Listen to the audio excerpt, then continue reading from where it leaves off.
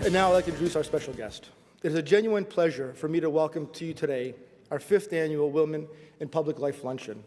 Today's event is, of course, a joint presentation with Equal Voice, a fantastic organization that has done more than just about any other in Canada to bring women in politics closer together. This luncheon that we do together gets bigger and better every year, and a good part of the reason for that, our keynote speakers, are the structure and stature of our guests today. By all accounts, the Honourable Anne McLellan has had a stellar political career. From 1993 to 2006, she served 4 terms as the Liberal Member of Parliament for Edmonton Centre, and was part of the governments of the Right Honourable Jean Chrétien and the Right Honourable Paul Martin. During that time, she held some of the most responsible and influential cabinet posts in government positions, including Minister of Health, Minister of Justice, Attorney General of Canada, Minister of Natural Resources, and Federal Interlocutor for Métis and Non-Status Indians. Ms. McLellan also pinch hit for the leader as Deputy Prime Minister and was the first Minister of Public Safety and Emergency Preparedness. Today, she's living proof that there's a lot of life after Ottawa and that the pace doesn't slow down one bit either. Please welcome the Honourable Anne McLellan.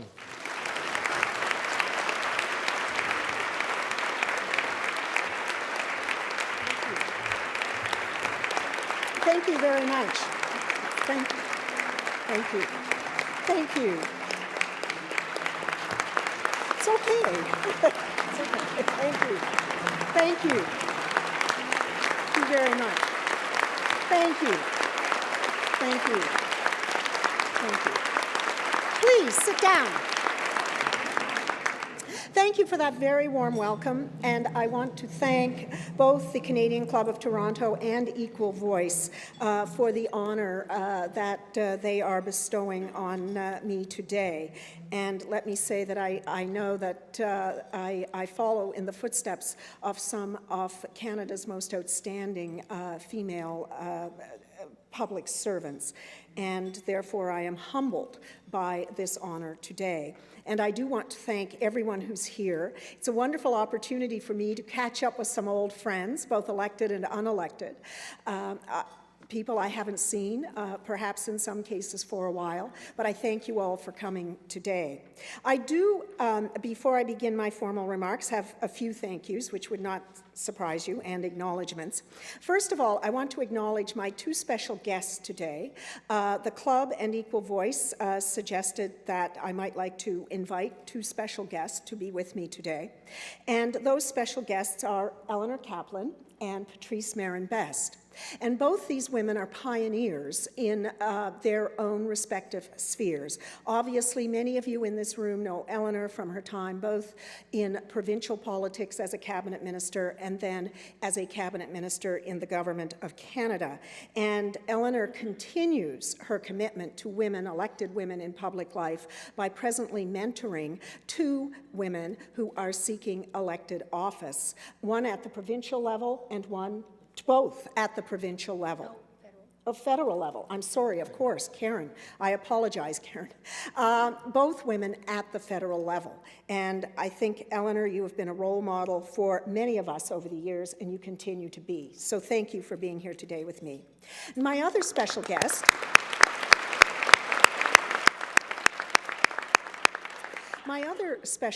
comes from the private sector, and dare I say, a really tough part of the private sector for women, especially when Patrice Marin-Best entered that private sector. She was a senior executive in the mining and energy sector for many years. She was president and CEO of Lusker Coal Limited, and that's when I first got to know Patrice in Alberta, and she was chief operating officer of Sherritt International. And I'm sure all of you in this room know that the energy and the mining sectors are still, I think, fair to say, we could describe them as non-traditional sectors for women. And when Patrice began her career at Lusker Coal, there were very, very few women working in the sector. And I got to know her when I was in politics. She'd come and she'd talk to me about the various things that Lusker and Sherritt were doing and their technological advancements and so on. And Patrice became a friend of mine, and I just have huge admiration for you. I know how tough that sector has been for women.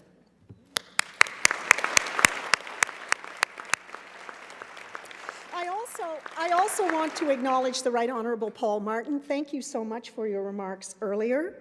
And obviously, Mr. Martin and I have had an interesting shared career in politics. Dare I say he entered politics before I did. That's not a comment on your age, Paul, but Mr. Martin and I, in fact, have had the opportunity to work together for many years, and I guess I do thank you for having confidence in me, sufficient confidence to appoint me as your Deputy Prime Minister. Thank you.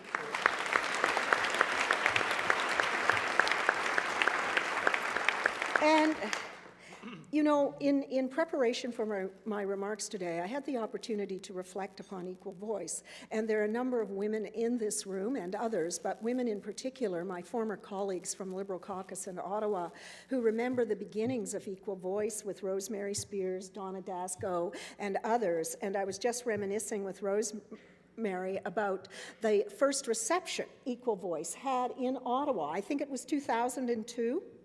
And there was a tremendous excitement in that room. There was a buzz in that room as women from all parties, and hence Equal Voice's strength as a multi-partisan organization. But women from all parties coming together to share the commitment and the challenge around how we develop strategies to get more women to stand for elected office at all levels, quite truthfully. But you know, Rosemary said to me as we were reminiscing just a few minutes ago, I said, you know, Equal Voice is coming up on its 10th anniversary. And Rosemary looked at me and she said, yes, Anne, and what's changed? And I guess that's what my remarks are about today. What has changed and what we need to do to perhaps move those yardsticks further ahead. But just before I return or go to that theme, you know, we can probably, some of us in this room, ask the question, what's changed? And maybe at times become a little bit disheartened when you look at the numbers on this little card provided to us all by Equal Voice. But then I look around the room and I see the newest member of Equal Voice, who is an 8-week-old wonderful girl. Her name is Clara. Where is Claire? I think her mother probably took her out. But her mother is Nancy Peckford, who's the executive director of Equal Voice. And you know what? I hope, and I have to believe, that when Clara is old enough to vote, we will have over 50% of all our elected representatives at all levels of government women.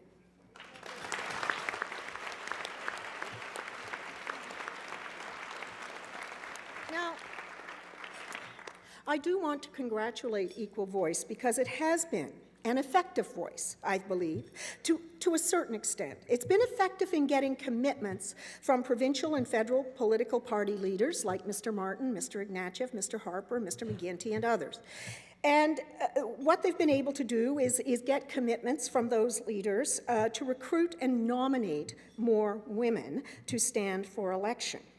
And in fact, in 2008, there was some reason to be hopeful because, in fact, and I do believe because of the commitments made by the leaders at the federal level, all parties, we had 28% of all federal candidates being women. And that was the first time that we had been able to achieve that number. Far from 50%, but 28%, the largest number of female candidates running ever. Equal Voice has also been very effective, I think, in some of their programming. I love their program, Getting to the Gate. It's an online campaign school, and it speaks to all levels of government and the kinds of things women need to know and understand and ask questions about before they decide to step forward and put their name into nomination. And they have a wonderful new program, Be Her or Support Her. And I love that tagline, be her, stand up and stand for elected office. Or if you can't for whatever reason, be her, support her. And I think that is a message not only for the women in the room, but for all the wonderfully supportive men in the room. And I congratulate Equal Voice for starting that program in March of 2010 on International Women's Day this year. And I think, again, an important initiative to continue our challenge of encouraging more women to stand for elected office. But at the end of the day, and here I do not want to in any way be depressing, but Rosemary's question is the right question. Almost 10 years after Equal Voice was created, and how many years after the Royal Commission on Status of Women? We're coming up 30th anniversary, I believe, or 40. That's why Paul never made me Minister of Finance. I'm not so good with the number thing. We'd still be trying to eliminate the deficit. Anyway, in fact, a lot of water and a lot of words and a lot of programs and a lot of energy on the part of a lot of women and men has gone under the bridge over the past 3 to 4 decades. And we still ask the question, where are we at today? Why, in fact, do we only have around 21% of our national federal parliament represented by women? Those numbers are no different. You know, we always tried to fool ourselves that, well, you know, women don't go into federal politics, and I'm going to talk a little bit more about that in a minute. But you know what? They're really there at the provincial level, or they're really there at the municipal level. Maybe because it's closer to home or the issues matter more to their immediate families and friends. But you know what, ladies and gentlemen, as you all know, maybe this card tells us, does it? In fact, the women aren't there either. They're not. So at this point, it is time for us to step back, take stock, and figure out, one, why? And we need to apply some ruthless, rigorous, dare I say, scientific analysis as to why that's the case. And then we need to figure out what the strategies are, building on the great strategies Equal Voice and others like my own party have put in place over the years, but building on them to get us to the next level. And just one other thing that I do have to say, when I'm asked to speak, I generally now talk about retention of women in the workforce. I hardly ever today talk about recruitment of women in the workforce because women are there in large numbers. They've been going to post-secondary institutions now for 2 decades in large numbers. In many faculties and departments, they outnumber young men significantly. So I don't talk about recruitment of women into my profession, the practice of law. I don't talk about the recruitment of women into accounting, into medicine, into BCom programs, really, because women are there. And you all know, you look around, I met some wonderful women from Scotia Bank before lunch. Women are everywhere in the workforce, as you would expect, commensurate with their numbers in terms of going into post-secondary institutions, universities and colleges, graduating and going into the workforce. What I talk about now mostly is retention, because this is turning up as the issue. Why are women leaving the workforce at whatever critical period in the practice of law? It's usually as they're coming up for partnership, same in accounting firms and so on. So it's rare for me these days to actually go back and think about recruitment, because in so many areas, women have accomplished amazing things. But it is about retention of women in the workforce and why we need flexible and adaptable workforces to ensure that they are retained and have the opportunity to pursue the professions and careers that they love and have been trained for. So today I'm actually going back to the earlier R, if you like, recruitment. And it came as a bit of a shock to me, although not really, as Mr. Ignatieff has indicated. My job right now is to make sure that we have 1/3 female candidates in whenever the next election is for the Liberal Party of Canada. So I spend that part of my life thinking about that first R, recruitment. And it is primarily in politics, I'm not going to say only, but primarily the profession of politics, where we as a society still need to focus on the first R, recruitment of women. And that's why I deliver a speech around retention called "Where Have All the Women Gone?" Actually, when I thought about this speech, it's not "Where have all the women gone?" We haven't been there yet.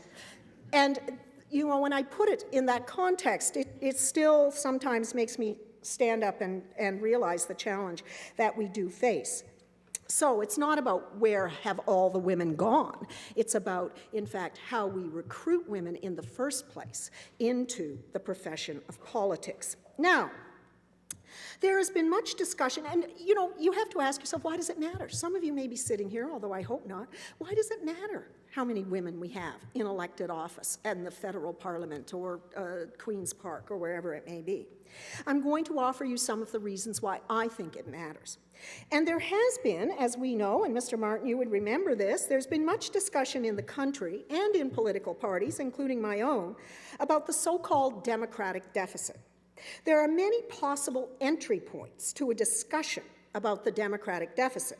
However, I find it discouraging to note that very rarely, if ever, do discussions around the democratic deficit focus on what I consider to be the most fundamental deficit, which is the lack of parity in representation between men and women in our key institutions of political power.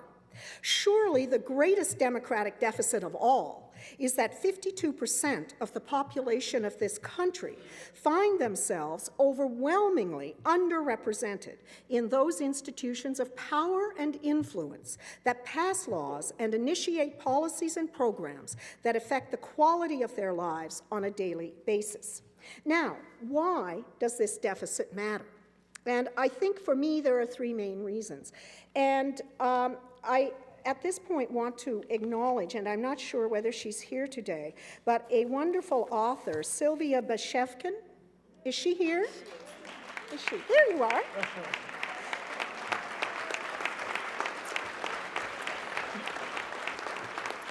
And in fact, Sylvia and I first met in Jerusalem at Hebrew University at Canada-Israeli academic gathering in the summer of '06. And she and I talked about her research, which is all about women in politics. And she's written a wonderful new book called Women, Power and Politics, The Hidden Story of Canada's Unfinished Democracy.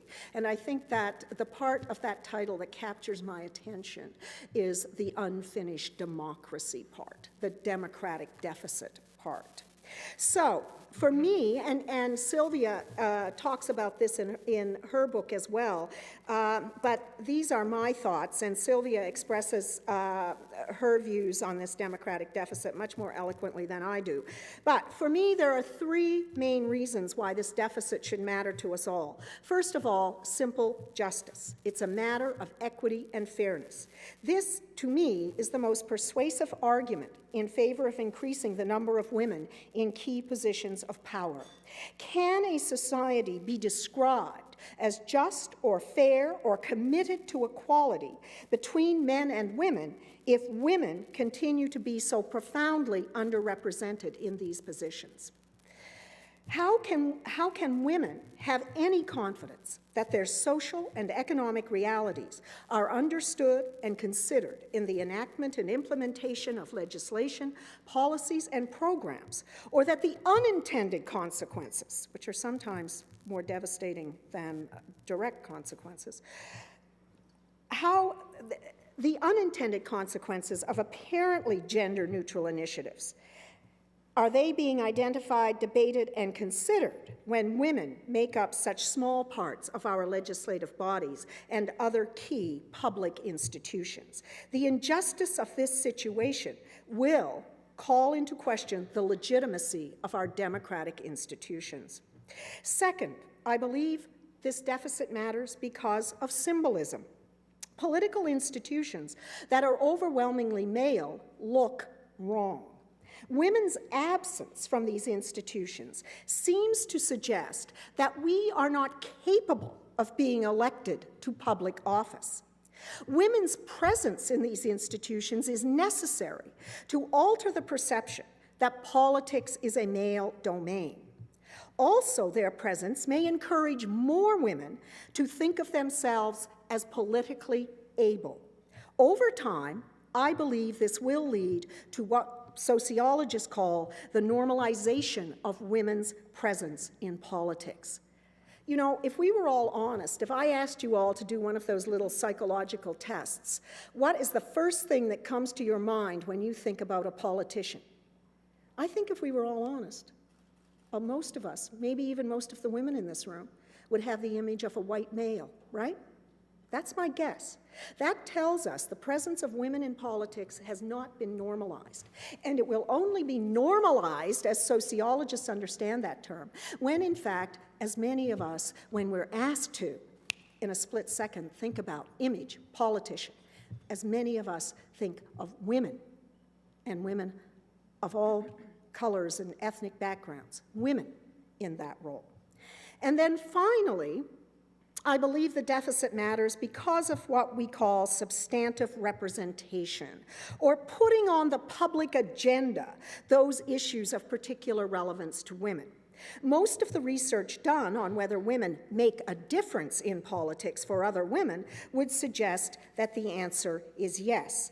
Women's issues can be defined as those matters where policy consequences are likely to have a more immediate and direct impact on significantly larger numbers of women than men. And I take that definition from two wonderful female authors, Linda Trimble and Jane Arscott, both at the University of Alberta, who write and work in this area. These kinds of issues include childcare, maternity leave, compassionate leave, pay equity, health issues, and in particular health issues such as breast cancer, family violence, reproductive rights, work-life balance.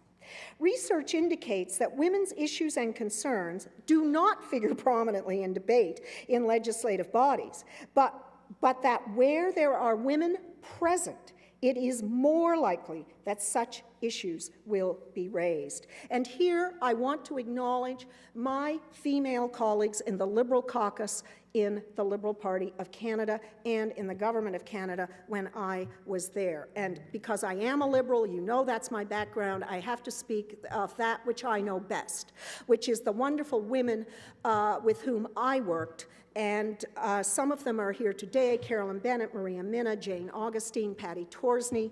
And in fact, if you look at those women in our Liberal caucus, what were the issues they worked on? They worked on pensions because the existence and the security of programs like OAS and CPP still matter more to women.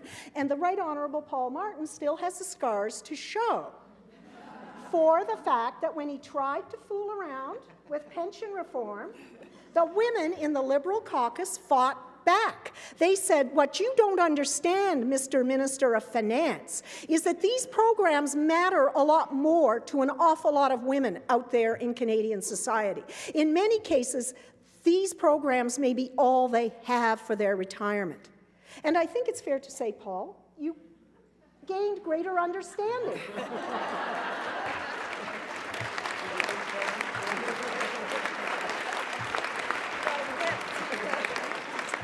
And actually, that reform that he was thinking of doing didn't actually happen the way he was thinking of doing it.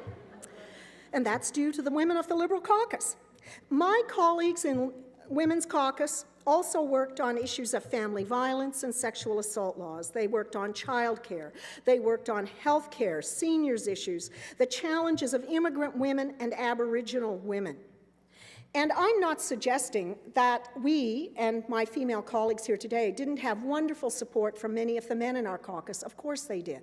But these issues, and research tells us over and over again, these issues do not achieve a strategically important level of prominence in the political discourse without women present to bring them forward and talk about how these issues uniquely impact on women's lives. So I think for all the reasons that I have just identified, this democratic deficit around lack of parity or anything close to parity on behalf of women in elected legislatures is why I care about it and why I believe we should all care about it. Now, very quickly, because I do want to have some time for questions, comments, whatever, at the end of this.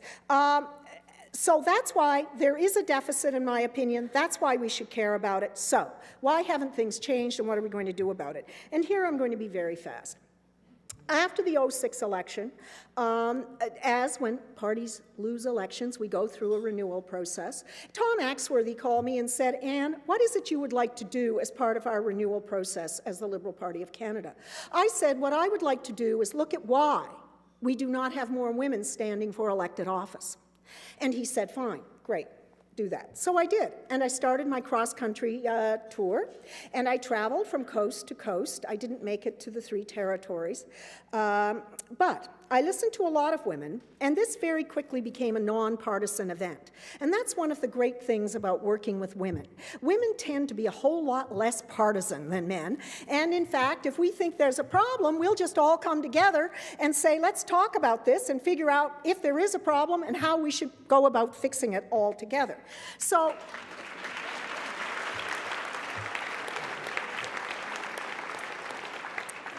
this renewal process introduced me to women of all backgrounds across the country, and obviously my own colleagues and Liberal women across the country. But Equal Voice came to one of my consultations, the YWCA came, Aboriginal women came, immigrant women came, because they had a lot to say about why we don't have more women in politics and why they weren't standing for elected office. And the 3 reasons, I have summarized everything I heard, and in fact I wrote a report, maybe still on the Liberal Party of Canada website, I don't know, for the party, which we considered at our December '06 leadership convention as part of our policy renewal. The reasons I give are not going to surprise you. I think the thing that should surprise us is that we're still talking about this and not a whole lot's been done to fix it. Number 1, from the women, and look, my survey wasn't scientific. These women self-selected, but they weren't all Liberals, and they came from lots of different socio-economic and ethnic backgrounds. Number 1, work-life balance. No surprise there, right? Women are still the primary caregivers.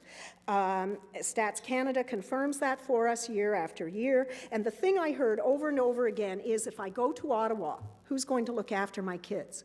Now, gentlemen, I wouldn't interpret that as a lack of confidence in all you dads, but there were some serious issues there in terms of the school lunches, the laundry, the dry cleaning, you know, dropping the kids off at hockey or whatever the case may be. Number 1 issue, if I stand for elected office and get elected, how am I going to make this work in terms of my family, both my husband, partner, and my kids? And this is an important preoccupation for women. Just to give you one personal example, I have a stepdaughter. When I entered politics, Jessie was 12. I used to go to her Christmas concerts and her other various events at school, but I remember the Christmas concerts particularly. The last Christmas concert I went to for and with my stepdaughter was 1993, December 1993. I was elected 2 months before that. Ladies and gentlemen, I was never home to go to another one of my stepdaughter's Christmas concerts. And that is a reality. And I'm not asking for anyone's sympathy. I stood for politics. It was my choice. But those are the kinds of things that women think about. And it weighs on their minds in terms of what will this do to the people closest to me and the people I care the most about if I decide to stand for elected office. And especially if you go to Ottawa, where for most of us, that is a 4 or 5 at least hour trip back and forth, 30 weeks of 52 every year.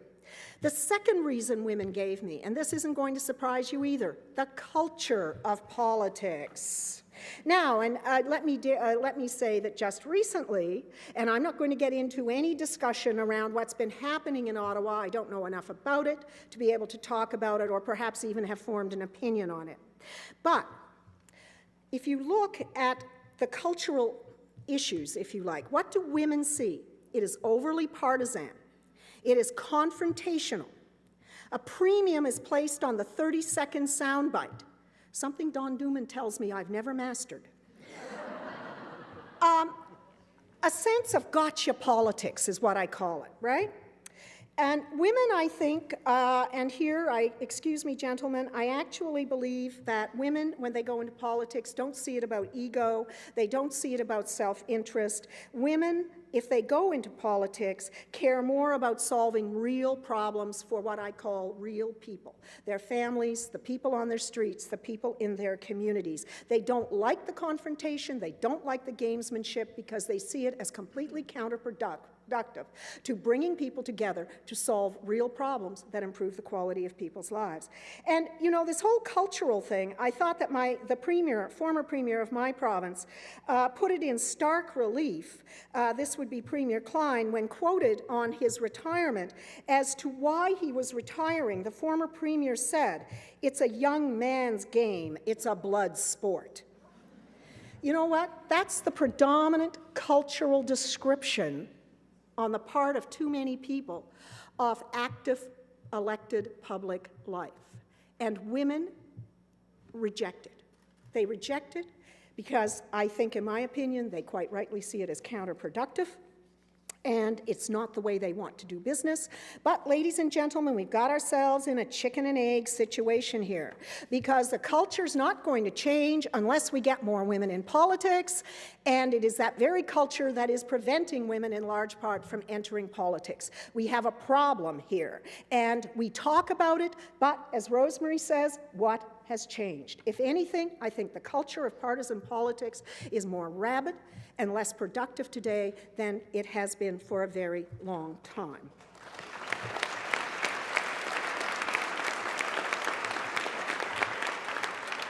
And finally, the third reason women gave me for not wanting to go into politics: media depiction of them.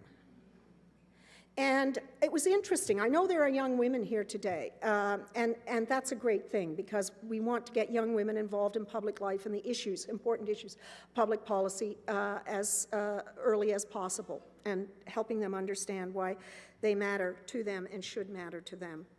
What I discovered was that the media depiction of women impacted younger women most profoundly. Younger women, unlike myself, I didn't even know what a webinar was until our party started doing them for women, and I will say a little bit more about that in a minute. But young women, like young men, are plugged in to this new technological age, and they watch and they listen. We think they're disengaged. They're not disengaged. They're on top of almost everything, and they're impressionable, and there are certain things happening out there that disturb them profoundly. The 20-something women who came to my consultations, and I gave it a name, and she's not here today, and I just have tremendous admiration for how she dealt with some of these things. Young women call this the Belinda Stronach effect. And why would they call it that? Well, look, I'm not going to get into a discussion about floor crossing, but Belinda Stronach crossed the floor. David Emerson crossed the floor, right? Man, woman, different parties. Go back and read what was said about those two people and how they were described. Belinda Stronach was described by a politician from Alberta as a whore. I don't recall David Emerson being described as whatever the male equivalent is, right? And you know what struck me at the time? Young women paid attention. They listened. They heard. And they said to me, "Anne, why? Why would I do this? Why would I put my reputation, the reputation of my family, my children, on the line if this is how I'm going to be treated?" And that's a pretty tough question. And again, look what's happening to Alina Georges. I don't know enough about this situation to know what's right or wrong or up or down in this situation. But I'll tell you one thing. No one deserves to have their picture on the front page of the Toronto Sun next to a dog and described as a dog. Nobody.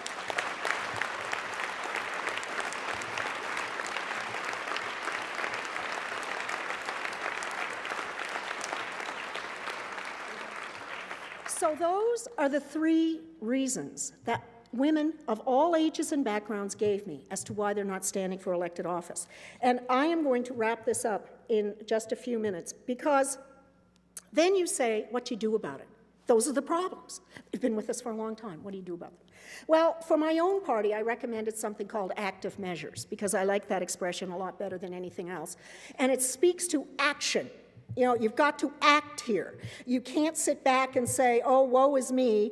You know, this is, look at all these issues and women aren't standing for elected office. You need active measures to get women involved in the political process. And some of them, the cultural issue, as I say, chicken and egg is maybe more difficult, some of the others. But just very quickly, and this is a brief list of the various things I recommended.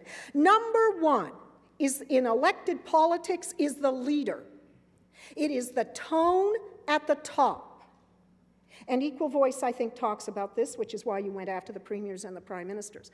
Tone at the top. Your leader has got to care about this issue. And your leader has got to drive this down through every aspect, every committee, every association in the party. And if the leader does not do that, we are not going to have real change.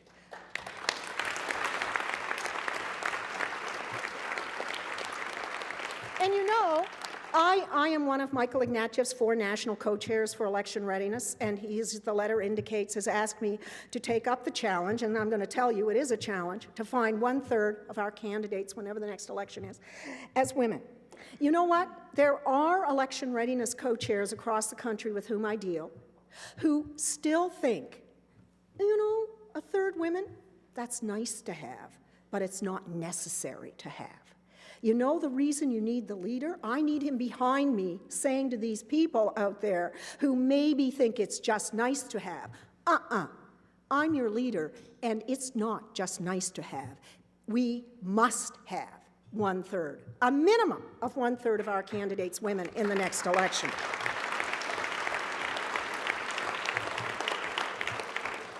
And the leader has done the right thing, in my opinion, in our party. You appoint someone and you hold them accountable. Michael Ignatieff calls me regularly to say, Anne, how are we doing? What are the numbers? How are we doing in X, Y, or Z? What about looking at this riding? I hear there's a woman who might be interested in running here. He is holding me accountable for our shared commitment, just as our party should, and I hope, hold him accountable if, for whatever reason, we were unable to meet that goal. So, leadership, tone at the top, you've got to have that. Otherwise, I do not believe we're going to have the commitment driven down through the political parties that is needed to make this simply not just nice to have. And then, obviously, there are a whole range of other active measures that one can put in place. Equal Voice is an example of those active measures. You can have active mentoring, which is something that Eleanor's doing. These webinars that we put in place for the women who might be interested to seek a nomination in our party, or for those women who are nominated, and we put together curricula for them. And we were doing these webinar things once a week last fall. And what you do is provide support to each other. You provide information, but you're providing support. And you're providing a sense of confidence that the women who've stepped forward can do this, and that there are other women who've got their backs. And that is important in politics. And I have to acknowledge my colleague Carolyn Bennett, who has mentored women every Sunday night for as long as she has been in politics.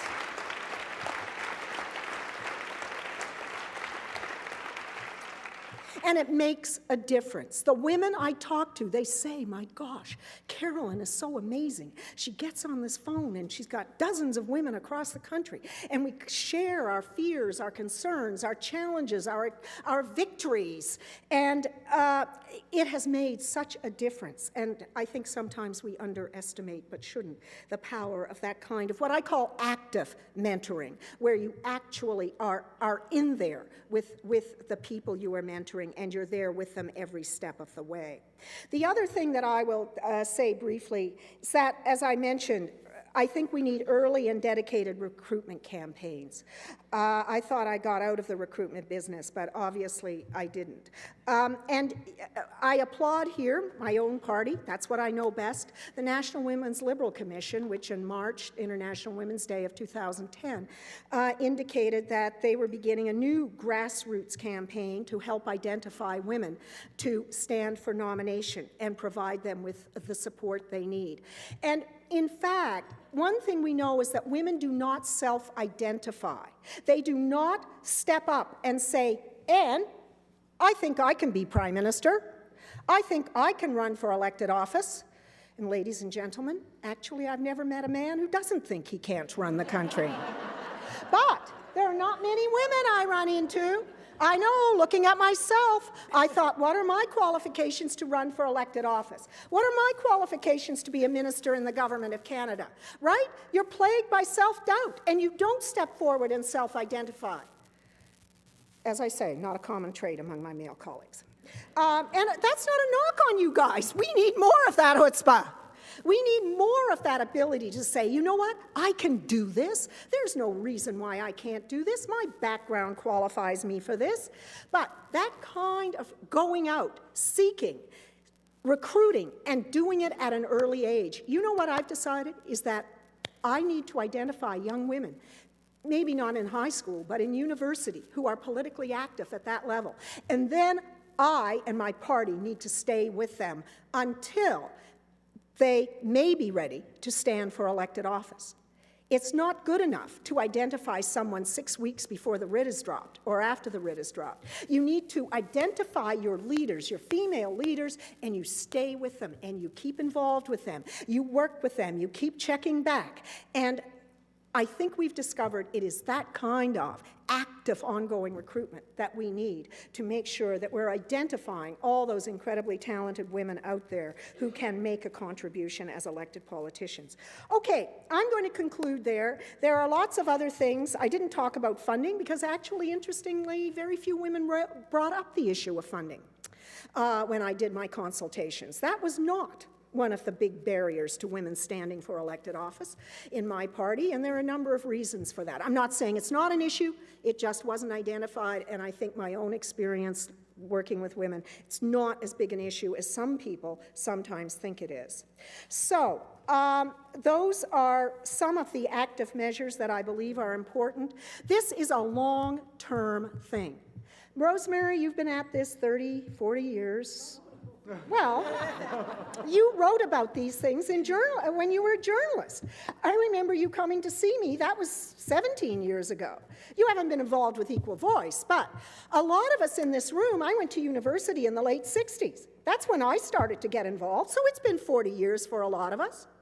This is a long haul.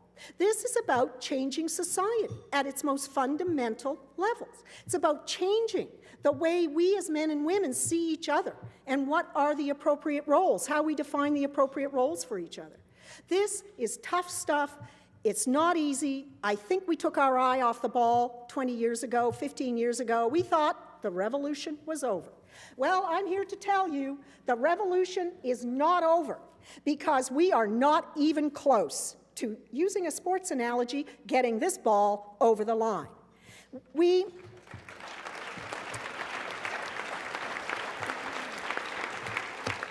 have so far to go in terms of identifying, encouraging, supporting, and getting elected women who represent 52% of the population. And I come back to where I began, which is that this is about democracy, whether it's unfinished or whether it's a democratic deficit. It goes to the very heart of whether we have a vibrant, functioning democracy. So I would encourage all of you, men and women, to be involved, get involved, identify women, and support them. As Equal Voice says, to all the women, be her. But to all the women and men who can't be, for whatever reason, her, please, please support her. Thank you.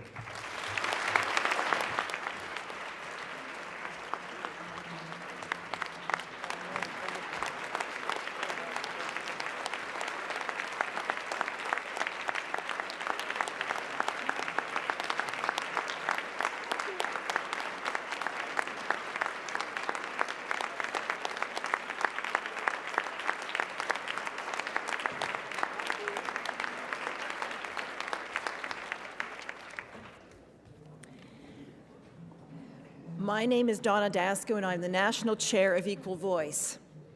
I am so thrilled to be here today on behalf of Equal Voice to thank Anne McLellan for her wonderful comments and to present her with our Equal Voice Eve Award.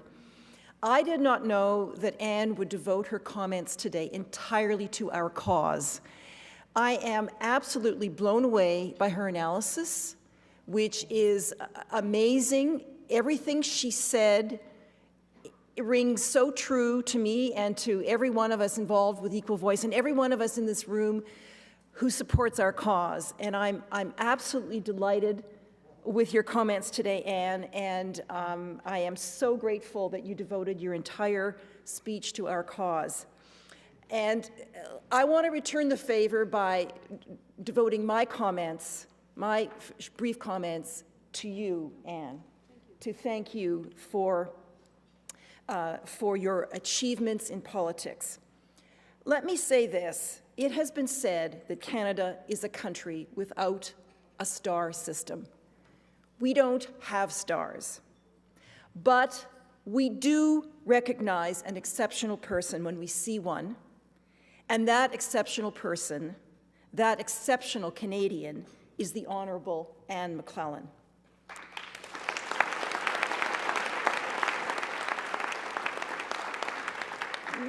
We heard earlier from John the outlines of her career in politics.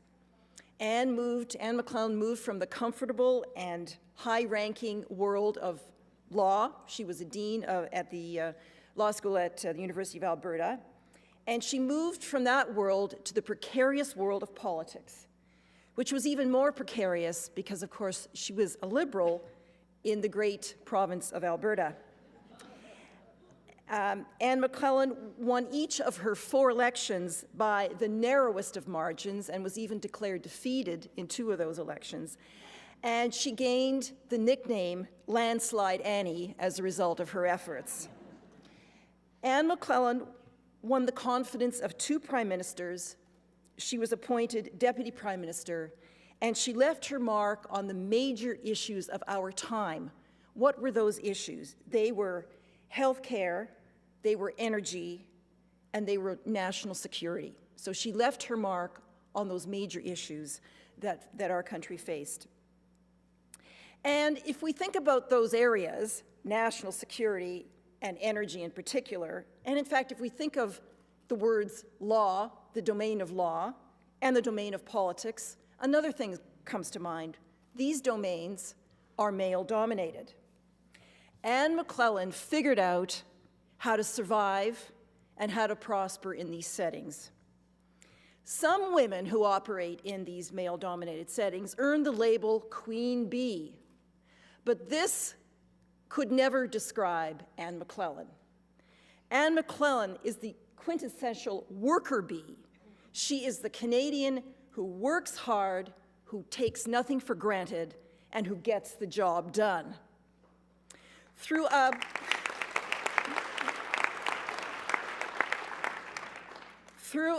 an amazing combination of optimism, of her hands-on-deck practicality, and her strong intelligence, Anne McLellan has gone from strength to strength and from success to success, and we are all the better for it. So today, Anne McLellan, we honor your achievements. We thank you for supporting women. We thank you for your strong comments today. We thank you for supporting women in their careers. And we thank you for showing us that great things are possible for women in this most precarious of domains of politics. You are a most fitting recipient of our Eve Award. Thank you. And I'd like to welcome you to the podium with my colleague Leslie Byrne and to award you the Eve Award for 2010. Thank you. Thank you so much. Congratulations. Well done. Thank you all. Thank you. Thank you.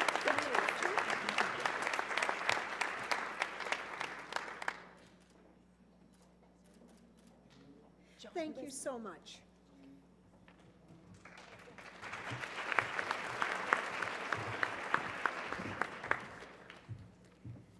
I'm Helen Burston, and I have the honor of thanking Anne, and it really is a very special honor. It's been wonderful to see and listen to you today, Anne. Truly enlightening, some might say electrifying. It always shines through when someone has a real passion for the work that she does, and clearly you do. And I'm sure many young women hearing you today will look at their own careers with a greater sense of possibility. They can't help but be inspired by what you've said, and more to the point, what you've done. Even at my advanced age, I find you an inspiration. Being a role model for young women, all women and men, that probably wasn't one of your primary reasons for choosing a life in politics, but it may turn out to be one of your greatest legacies just the same. Thank you again for joining us today, for continuing and enhancing our tradition of honoring women in public life, and for making today's luncheon so memorable. Thank you.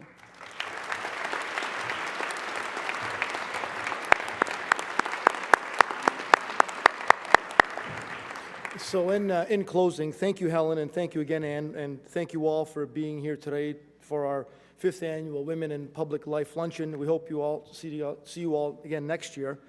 On your way out, please stop by the Equal Voice and Women of Distinction tables for more information on these remarkable organizations and show your support. Also, please note that on the tables there are donation cards. Feel free to donate if you wish, and fill out the cards and send them to volunteers who are standing at the doors. This concludes our television programming, which will be broadcast on Rogers TV in the days to come. We are grateful to Rogers TV and 680 News for their continuing promotion of Canadian Club events. This concludes our meeting. Thank you and have a wonderful afternoon.